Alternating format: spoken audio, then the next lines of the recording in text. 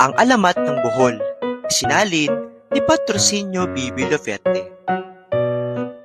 Ang mga tao noong unang panahon ay naninirahan sa kabila ng ulap. Isang araw, ang kaisa-isang anak na babae ng dato ay nagkasakit. Hindi mapalagay ang dato. "Tanod, may sakit ang anak ko. Pumayo kayo at papuntahin niyo rito ang mga gamot, gayon din." "Masusunod, mahal na dato." Nang dumating ang matandang manggagamot at ang tanod sa tahanan ng dato, magagawa ng matandang lalaking anuman na makagagaling sa kanya, ang sabi ng dato. Sinuring mabuti ng matandang manggagamot ang may sakit. Pagkatapos ng pagsusuri, nag-usap ang manggagamot at ang dato sa labas ng kubo. Tumawag ng pulong noon din ang dato. "Sa inyong kalalakihan na nasasakupan ng aking barangay, makinig kayo sa akin. May sakit ang aking anak na babae at ang tanging hinihiling ko ay ang inyong tulong. Sundin ninyong lahat ang mga tagubilin ng manggagamot upang magbalik ang dating lakas ng aking anak. Mga lalaki, dalhin ninyo ang may sakit sa malaking puno ng balete. Bukayin ninyo ang lupang nakapaligid sa mga ugat, ang utos ng manggagamot. Gagawin namin ang iyong ipinag-uutos alang-alang sa pagmamahal namin sa dato at sa kanyang kaisa-isang anak na babae."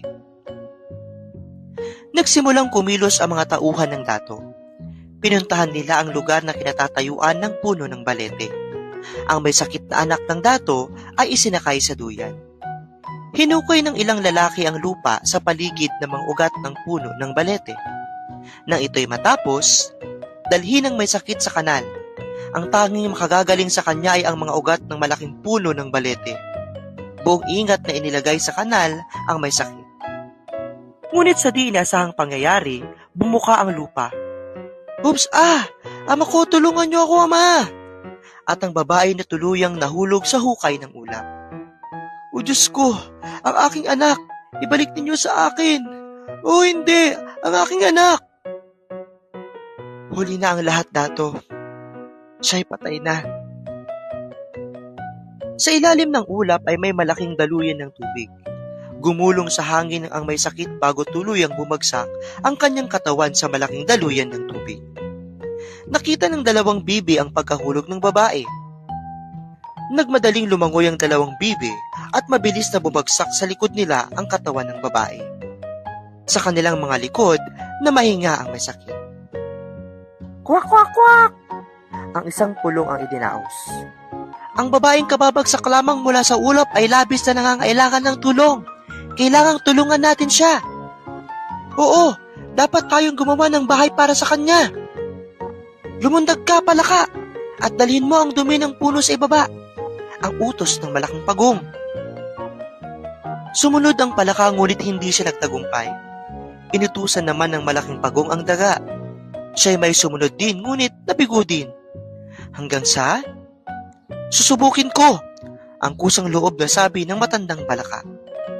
Sa pagkakataong ito, ang lahat ng hayop ay nagsigawan at naghalakhakan maliban sa malaking pagong.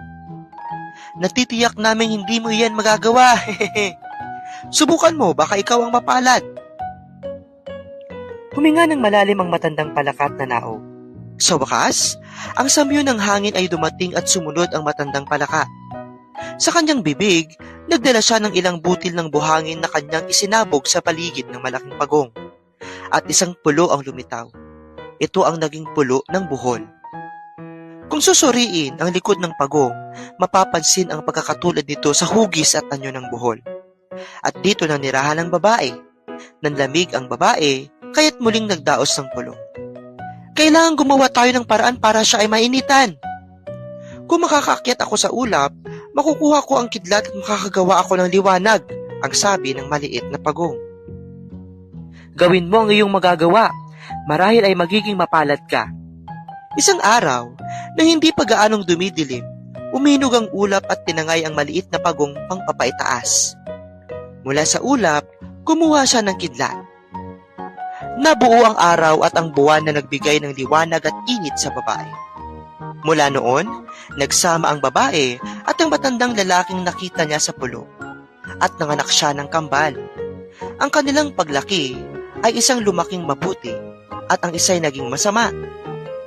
Ihahanda ko ang buhol sa pagdating ng mga tao. Ang mabuting anak ay gumawa ng mga kapatagan, mga kagubatan, mga ilog, at maraming hayop. Lumikha rin siya ng mga isdang walang kaliskis.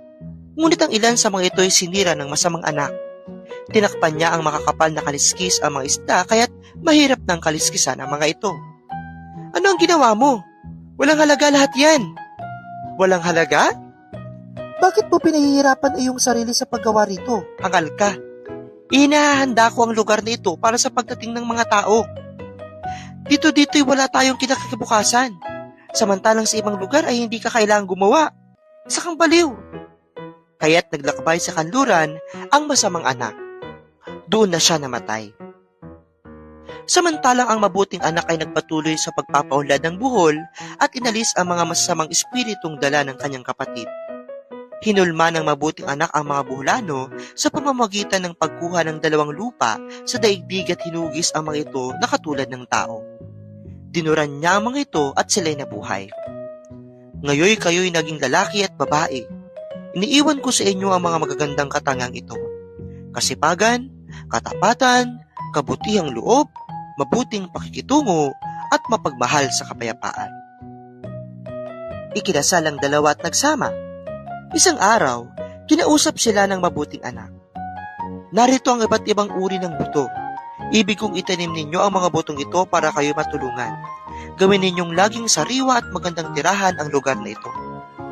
Nang malaunan, ang mabuting anak ay lumikha ng igat at ahas katulad ng isda sa ilog. Lumikha rin siya ng malaking alimango.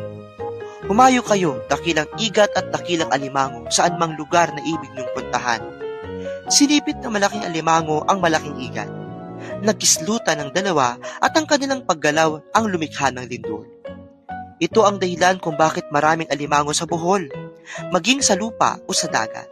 At ang igat sa kauna-unahang inilikha ng mabuting anak. Gustong-gustong kainin ito ng mga buholano.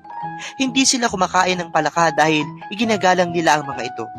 Hindi rin nila kinakain ang mga pagong katulad ng ibang mga Bisaya kahit maaring ihain ang mga ito sa handaan.